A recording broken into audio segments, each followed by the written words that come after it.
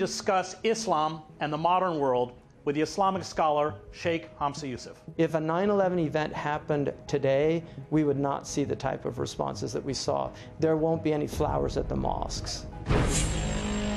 Neoliberalism, patriotism. Truth is not socialist obedience, class war, corporate dictator, utopian ideology of neoliberalism, revolt en masse, on contact with Chris Hedges. Islamic jihadists, like the Christian right, are religious heretics. They have far more in common with each other than they do with co-believers. They each sanctify violence. They see evil as embodied in other races they must exterminate. They believe any action that brings them closer to paradise on earth, no matter how cruel or barbaric, is justified. They have been vomited up from the wreckage of predatory global capitalism and empire, which has cast millions of the young adrift. They find in their fundamentalist beliefs a sanctification of their rage and victimhood. Becoming a Christian warrior, a jihadist, a champion of an absolute and pure ideal is an intoxicating conversion that lifts believers out of profound despair. These converts create a binary universe divided between good and evil. They believe they are anointed to change history by destroying power structures around them. They embrace a hyper-masculine violence as a cleansing agent for the world's contaminants, including those people who belong to other belief systems, races, and cultures. They are our new fascists. RT correspondent Anya Parampel examines the rise of Islamophobia in the U.S. since 9/11. In 2014, hate crimes in the United States decreased by 8%. That was the case across the board for all demographics except Muslims. In 2014, hate crimes against Muslims rose by 14%. However, hate crimes targeting the Muslim community haven't always been so common. In the year 2000, they made up about 1.9% of hate crimes motivated by religion, while anti-Semitic attacks made up the majority. And while fortunately, over the years, the rate of anti-Semitic attacks have fallen, the number of hate crimes motivated by hatred of Muslims has risen to 16.1% of all religiously motivated hate crimes. But it's not just the fact that overall hate crimes are on the rise. Indeed, perhaps more concerning is the fact that according to polls, the overall sentiment in the United States towards Muslims is negative. According to a Pew poll this year, half of all Americans believe some Muslims are anti-American. And while 50% of them still say that they would like the candidates, the presidential candidates, to be careful when talking about religion, 40% of them do say that they'd like the candidates to be critical and blunt when talking about Islam. Meanwhile, the candidates aren't shying away from doing so, with both Donald Trump and Hillary Clinton characterizing attacks like the Orlando nightclub shooting earlier this year as radical Islamism. A study by Georgetown University this year concluded that the campaign season has contributed to a rise in Islamophobic attacks in 2015 and beyond, tracing the increase to a surge in Islamophobic rhetoric in September of 2015, spearheaded by Republican nominee Donald Trump. But it's the media too. The report concludes that while Western media often portrays Muslims as the perpetrators of violence in an increasingly hostile political atmosphere, in reality, they're the victims. Shaykh Hamza Yusuf is America's most important Islamic scholar. He is the president of Zaytuna College, located in Berkeley, California. He is also an advisor to Stanford University's program in Islamic Studies and the Center for Islamic Studies at Berkeley's Graduate Theological Union. Shaykh Hamza is the author of 7 books, including Agenda to Change Our Condition and Prayer of the Oppressed. Thank you, Hamza. Thank you. I had just read this article that I mentioned to you by Jay Sakai. It's an excerpt from his book, Confronting Fascism, Discussion Documents for a Militant Movement. On the web, it's called The Shock of Recognition. And he makes a very convincing case that the vacuum, both the spiritual and economic vacuum, that is sweeping across the globe because of neoliberalism and globalization, is giving birth to a new fascism. And he includes in his analysis these Islamic groups, or let's call them so-called Islamic groups, I would call them heretics, such as ISIS, Al-Qaeda? Well, I think that fascism, as you know, has a broad spectrum of meaning. But if we use it to mean the idea of people that believe that force is the only way in which an argument is truly made. You know, there's a famous statement about Mussolini that he got the trains to run on time for the first time in Italy, and the way he did it was by killing the engineers if they didn't actually get there on time. And so it's also the conflation of an economic system, a corporate system, the corporatization of government, and so, which was Mussolini's original vision. Right. So I think there are definitely fascistic elements that have emerged in the Muslim world, but a lot of it is from, first of all, massive suppression over many decades with incredibly brutal governments that were fascistic by nature. And so, like the purple tyrant, when he's crushed, the one that crushes him becomes the tyrant. Let me go back, because pre-1948, you had very strong democratic movements throughout the Muslim world, in countries like Syria, Lebanon, and then with the creation of the State of Israel, where you saw massive ethnic cleansing and the theft of lands of Palestinians. This is a country, Palestine, of course, that from the 7th century to 1948 had been Muslim. It gave credence to the proto-fascist, militaristic, anti-democratic forces. It was the best thing that ever happened to those forces. I would totally agree. And I think that the tragedy in the Arab world is that they were very inspired by America. And I think many Arabs really had this bright future looking forward.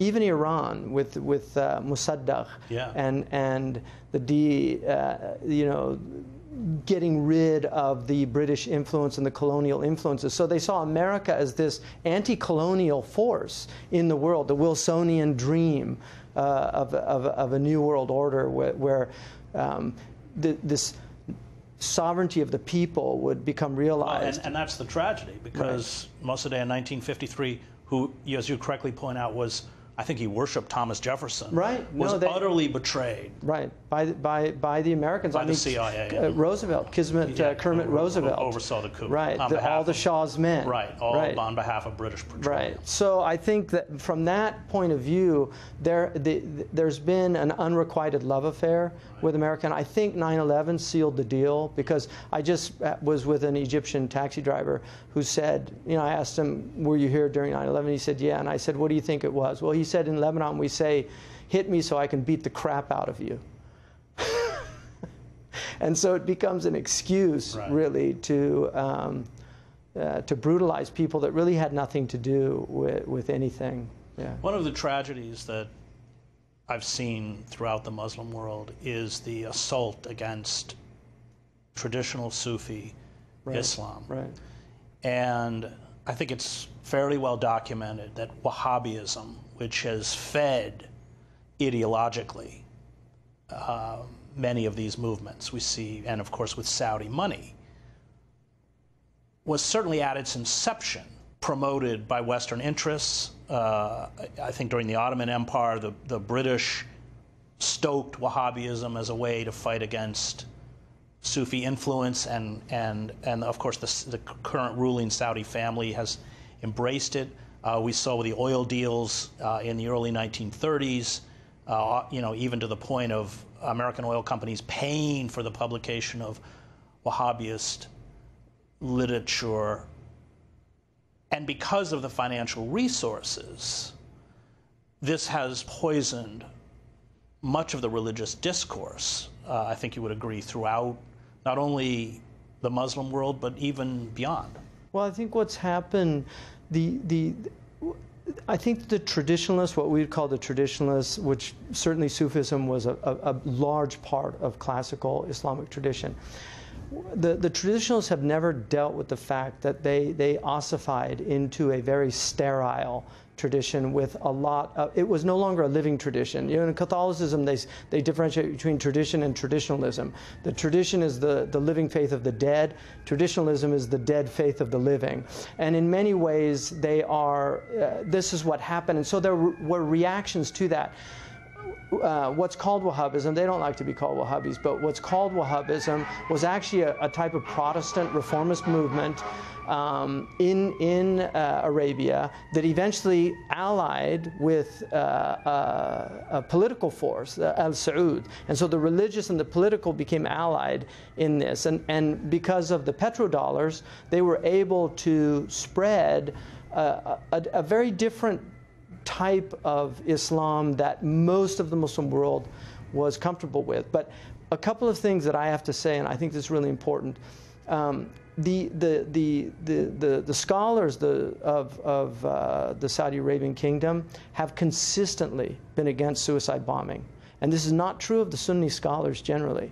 They have consistently, there is no Saudi scholar outside of the heretical ones, even within their own tradition. Clear that suicide is prohibited. It's prohibited in Islam, right. and they are the only ones that really stuck to that. Other than some Sufis generally didn't, but most of the Sunni scholarship, I felt, completely sold out on that issue. And if you read their fatwas, it's all emotional. There's no rational argument. It's all about Palestine, and this is our only way. I have a friend who said... This is what Osama bin Laden did, who had no religious legitimacy to issue fatwas. No religious training at all. And so, I mean, you know The Devil's Game, Dreyfus's book, which is a very important book.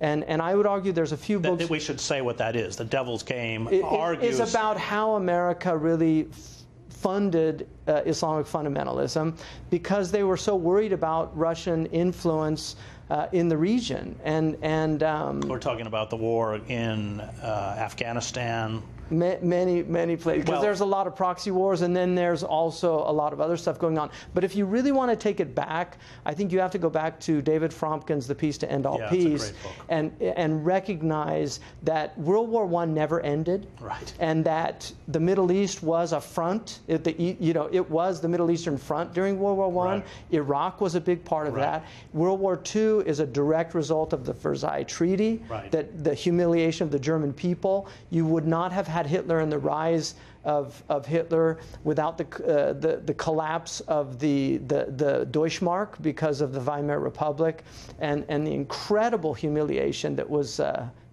they were faced with. Great. When we come back, we'll hear more from Islamic scholar Shaykh Hamza Yusuf.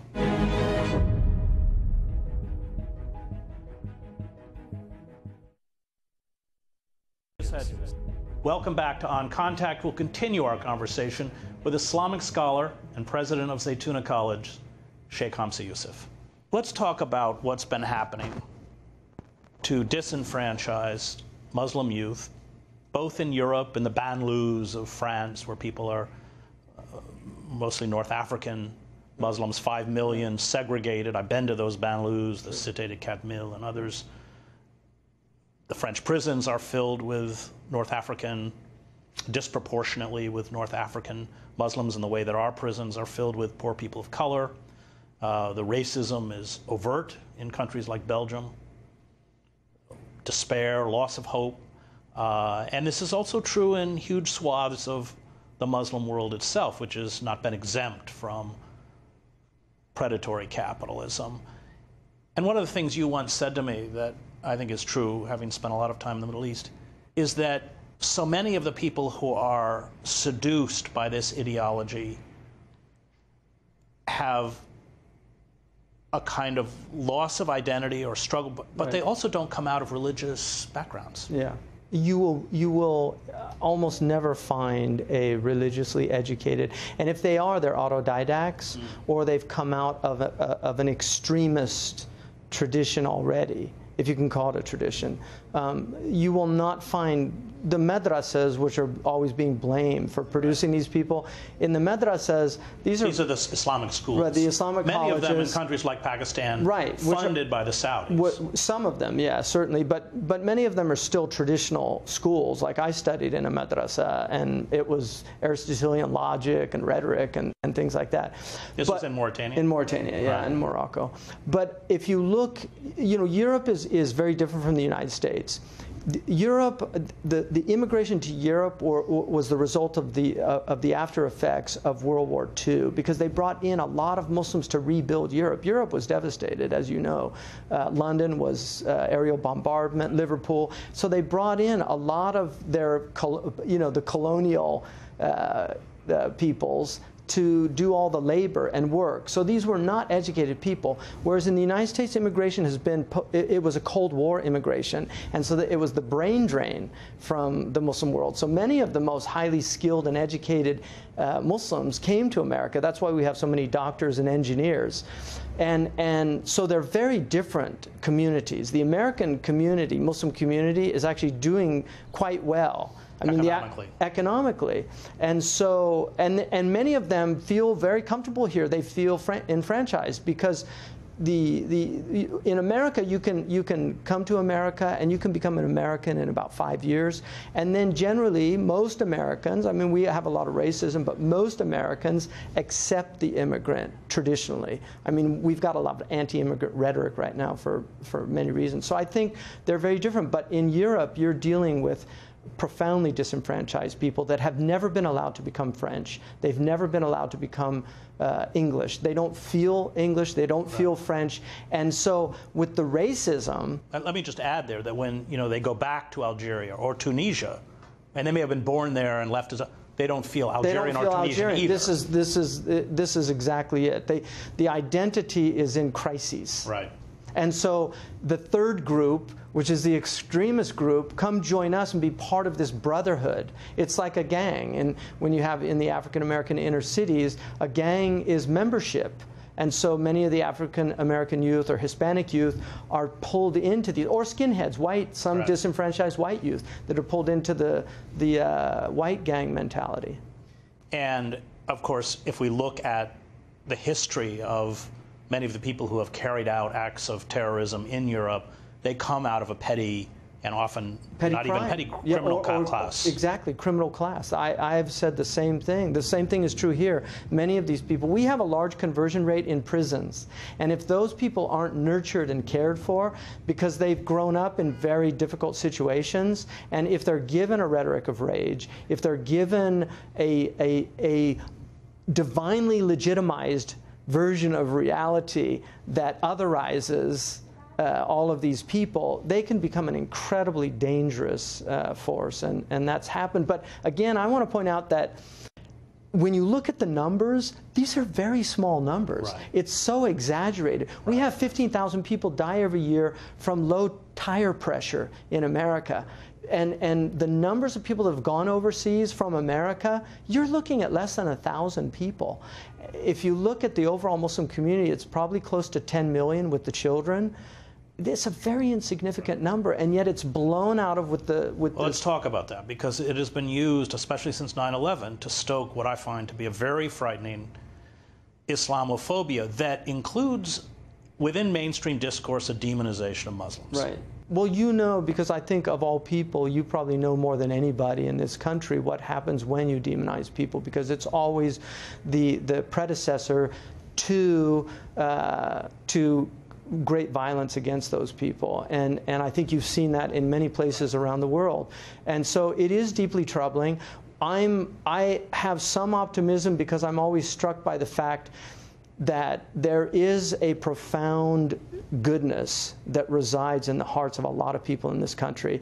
And what I saw after 9/11, because I actually predicted all of this, I thought it was going to happen within 1 or 2 years after 9/11. The fact that it took over 10 years of an incredibly massive machine. You're talking about the kind of hate talk. The hate talk. Right. It took a long time to transform. But it did in Nazi Germany as well. I know. Towards the Jews. That's true. And it took Hitler, between 1933 and 1938, he mentioned the Jews 3 times, according to Claudia Kuntz, yeah. But I know, but I think also the Jews, there was a deep problem, and Mark Twain addresses that in Concerning the Jews. There was a deep anti-Semitism in the German psyche prior to Hitler.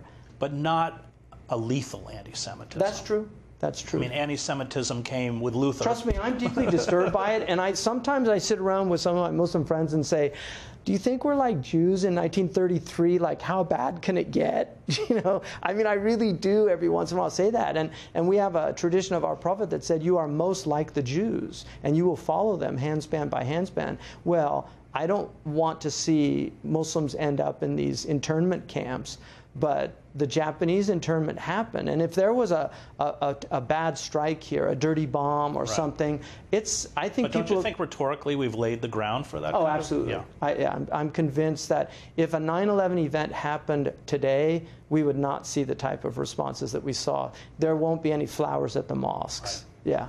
I, as you know, sued President Obama over Section 1021 of the National Defense Authorization Act, which overturns the 1878 Pasi Comitatus Act, prohibiting the military from carrying out domestic policing. And Judge, we won in the Southern District Court of New York. The Obama administration appealed in the Second Circuit. They refused to accept my standing, didn't hear the case because it is patently unconstitutional. But Judge Catherine B. Forrest, who ruled in our favor, when she wrote her opinion, which is worth reading on the internet, said that this opens the way for the government to criminalize an entire category of people, and she brought up the 110,000 Japanese Americans who were interned, stripped of their rights, U.S. citizens, in World War II. So legally, we've already created, but rhetorically, we've created the conditions, and legally, we've created the conditions. Right. Yeah, and apparently, in order for that to be overturned, it has to happen again. So, because that's never really been dealt with, the Japanese internment. Well, it now is, the government can, in essence, if you read Section 1021, carry out extraordinary rendition on the streets of American cities, hold people in military facilities, strip them of due process, i.e. they don't see a lawyer. I don't think people don't realize what's happened. I mean, the type of changes that happen. I think one of the things that we, as believers certainly, you know, we believe that there's another force working in the world greater than their force. And absurdity of faith. And well, maybe so, but a leap of faith. But I do believe that that we worship a just God who tempers his justice with great benevolence, and that these things do have a reckoning. They do have a reckoning. That civilizations cannot justice, even if it's the type of relative justice of the world.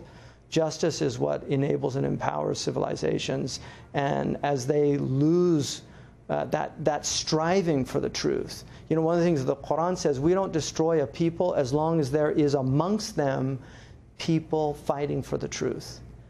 And so a society can be unjust, but if you have within it people that are fighting against that injustice, that's one of the reasons God will sustain that people. And I think there are still a lot of people in this country, and you're certainly one of them, that is speaking that truth. And as long as we have those people, I think that we have some hope and optimism that there is that divine force that will sustain us. Well, in secular terms, that's Václav Havel's The Power of the Powerless, in which he uses that phrase, living in truth. The Prayer of the Oppressed. I know. That the oppressed have a power that they don't realize. Right. And the numbers are on our side, despite the fact that the military might is on the other side. But that military might, until they get their robotics in place, which is a terrifying, that is. And you know, C.S. Lewis predicted transhumanism, predicted the abolition of man. I think is one of the most important books for people to read, because another one is Lewis Mumford, which nobody reads anymore. You know, the Pentagon of Power. I mean, Mumford saw this stuff coming. You know, and we talked about Kierkegaard's The Creeping Villainy. Yes. You know, vice is a monster of frightful mien, as to be hated needs but to be seen, but seen too oft, familiar with her face, we first pity, then endure, then embrace. Thank you. That was Islamic scholar and president of Zaytuna College, Shaykh Hamza Yusuf. Revenge is the psychological engine of all campaigns of terror. Victims are the blood currency. Their corpses are used to sanctify acts of indiscriminate slaughter. Those defined as the enemy are rendered inhuman. They are not worthy of empathy or justice. Pity and grief are felt exclusively for our own. We vow to eradicate a dehumanized mass that embodies absolute evil. Christian fanatics embrace the concept of holy war as fervently as Islamic fanatics. Our crusades are matched by the concept of jihad.